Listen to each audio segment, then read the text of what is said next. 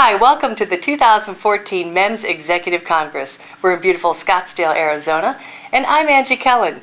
Joining me is Evgeni Gousev with Qualcomm. How are you? Good, thank you, Angie. How are you? I'm doing great. We're enjoying the beautiful weather here. Absolutely. Not only the weather, the Congress too. Absolutely. Good point. And that's why we're here. So first, let's talk about Qualcomm and how they're involved in MEMS. That's a very good question. Qualcomm is involved in MEMS and sensors in many ways. Let's talk about MEMS first. As we know, MEMS is a big market, and what we're hearing here today, people are shipping different kind of MEMS devices and sensor devices in billions, and most of this volume goes into the smartphone. And talking about Qualcomm, Qualcomm is definitely a leader in the mobile technologies and wireless technologies. It's a global leader, and we're also shipping our chips in billions. So that's where the sensors and Qualcomm intersect. So it's really the smartphone platform that drives a lot of work there. And our involvement in MEMS happens at different levels. So at the very bottom level, obviously, we would like to deliver best solutions, best offerings to our customers. So, and we do it in the way that we collect all the best sensors that work in a smartphone, and we're trying to integrate them into our mobile chipset. So basically, we provide the best value, the best user experience to our customers doing this way, by integration, doing software, algorithms, all the interface, and all the optimization. So as part of this, we interact pretty much with all MEMS and sensor vendors in the world who make sensors for smartphone devices. So that's one level. At the next level, obviously, we would like smartphones to become smarter and smarter. That's the Qualcomm mission, because we drive these innovations. And there, obviously, we would like to develop new technologies to make them smarter and smarter. And sensors and MEMS, they actually enable a lot of these new technologies. So that's next level. So then, as we also know that quite often MEMS devices, they offer low power solutions.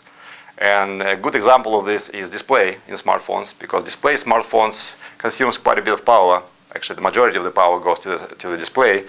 And MEMS solutions, they offer much lower power there. And Qualcomm is developing and commercializing two display technologies, and both of them are MEMS-based. One of them is a reflective display technology. It's called Mirasol. And I think last year at this Congress, there was a presentation that was discussed. One of our products there, it was a Torque watch that has Mirasol display, which actually, the unique feature of the display, it works nice outside. It's probably the only technology, in my opinion, that can work outside under this Arizona sunlight. And also it does it very low power. The other technology it's called digital mechanical MEMS shutter. It's a technology that is being developed by Pixtronics, Mirasol. They work very closely with our partners like Sharp. And this technology is meant to be used for larger format displays like tablets and so on. So this technology is also getting close to production. So that's number three. And the highest level is obviously Qualcomm is trying to, as a technology leader and as a technology innovator, to develop new technologies and be more active and aggressive in adjacent markets. And there are many of them, again, as we heard today. So wearables is a big on Qualcomm list, obviously, and there are some good examples there. Then Internet of Things, which Qualcomm calls Internet of Everything. That's a huge opportunity for sensors and MEMS. And health-related activities. So again, sensors on your body and do all the medical data collection. That's definitely another big opportunity there. So I think to make this long story short, so MEMS and sensors and Qualcomm kind of we work together, and the common ground for us is actually happy ground is the smartphone. We really enjoy the growth there. And on the technology side, we engineers there really like to develop new technologies and develop them and give them to customers to play.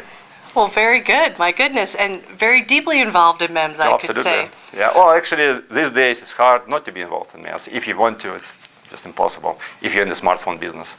Well, also, I know that you're a member, actually the board member of the MEMS industry group, and so obviously with your background, you bring quite a bit of value and perspective to the board.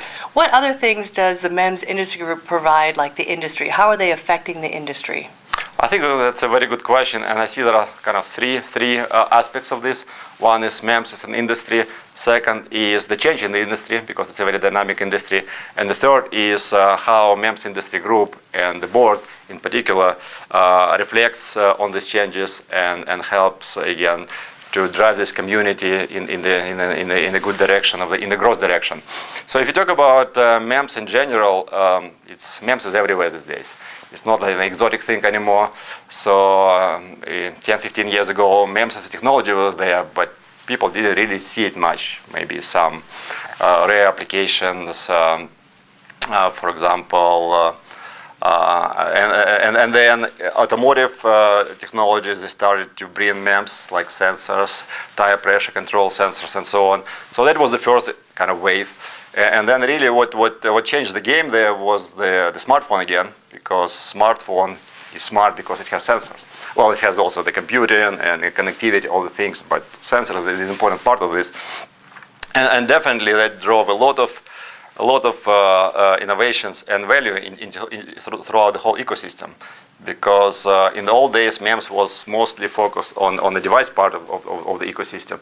Now it's everywhere. It's in the software, algorithms, system integration, use cases, you name it.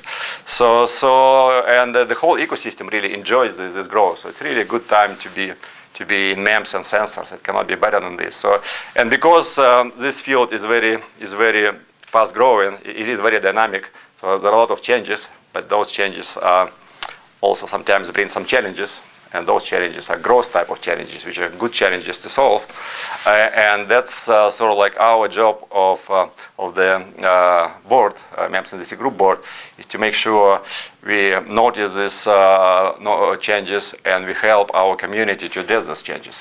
And I can give some examples there. For example, I believe it was last year, 2 years ago, MEMS Industry Group drove standards. Because unlike semiconductor industry, which is very well defined and standard, MEMS is still kind of in this stage where there are many different players and people use different languages, basically speak different languages in terms of technologies.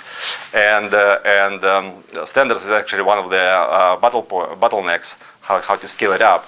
So I think it was identified as a challenge, and I think we drove it, and now some of the standards are being adopted by IEEE as a standard technology. So that's kind of one example. The other example actually was announced today. MEMS these days is not only the sensor part, it includes algorithm, software, and so on. I think for many companies, algorithmic part and software part is becoming also more important. And what was announced today here was the Advanced Innovation Community, which is basically open source algorithm library. So people who want to develop MEMS, especially startups and other people, they don't really need to reinvent the whole wheel. They can go to the open source, just like what happened with other open source communities, and get the basic building blocks from there, and it helps them to make the development cycle shorter and less expensive. So that's another example. The third example is expanding into the sensors. Because I think what we realize, and that's the decision the board made earlier in April of this year, that when we talk to customers and many people, they see MEMS bigger than MEMS, just the people talking about sensors. Sensors are everywhere. So I think as part of this, we are also changing our mission statement to include both MEMS and sensors. So I think today MEMS Industry Group represents both MEMS and sensors. And by the way, our mission statement now is to advance MEMS and sensors into this consumer space and bring the value to the whole community. And one more angle, the change is the global change, because now technologies are being developed here, the customers are in a different place, for example in Asia. How do you connect them? So, and because one of the missions of MEMS is to connect all the players of the ecosystem, I think we're trying to be more proactive and aggressive on a global scale. And some examples are MEMS Congress in Shanghai last year and in Japan. We are basically trying to bring the community where the customers are and do all this cross-pollination and connections there. So that's again an example that the industry is big, and it's a good thing. It's very dynamic, it's a good thing, but if the growth is very fast, there are challenges. And we, as a board, we're trying to address those challenges and find good solutions and offer them to the community, and hopefully we're doing a decent job there. I think you are, and actually you answered my next question with, what are they giving to the industry and how are they affecting it? That was a very wonderful perspective that you just shared. I have one more question for you before I let you go back to the conference. What is your favorite part about this whole event? The whole event, that's a very good question. Well, I'm sure all of us are enjoying it. There are many aspects of this. I think what I personally like most is the networking opportunities here. Because some people like food, some people like vacation. But if you're a food lover, you can go to other places of the world. You can go to Italy or you can go to France and get your best experience there. If you're talking about vacation, Arizona, Scottsdale in November is great. But next year we're going to have it in Napa. Napa, as you know, is very lovely, yes. Yes, we know it very well. But again, if you're talking about location, there are other parts of the world. You can go to San Francisco. You can go to again other places. So I think what makes this event is unique, and this is my personal opinion. But I think it resonates with other people too.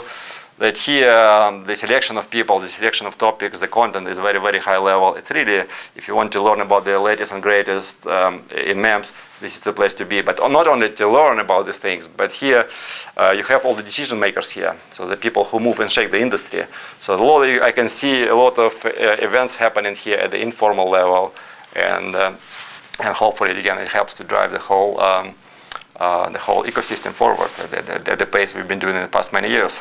Well, very good. Well, I'm going to let you get back to the conference and back to the fast pace. Yeah, thank you. Thank you so much, Evgeni. I appreciate you joining me. Thank you. In Scottsdale, Arizona, Angie Kellen with MIG.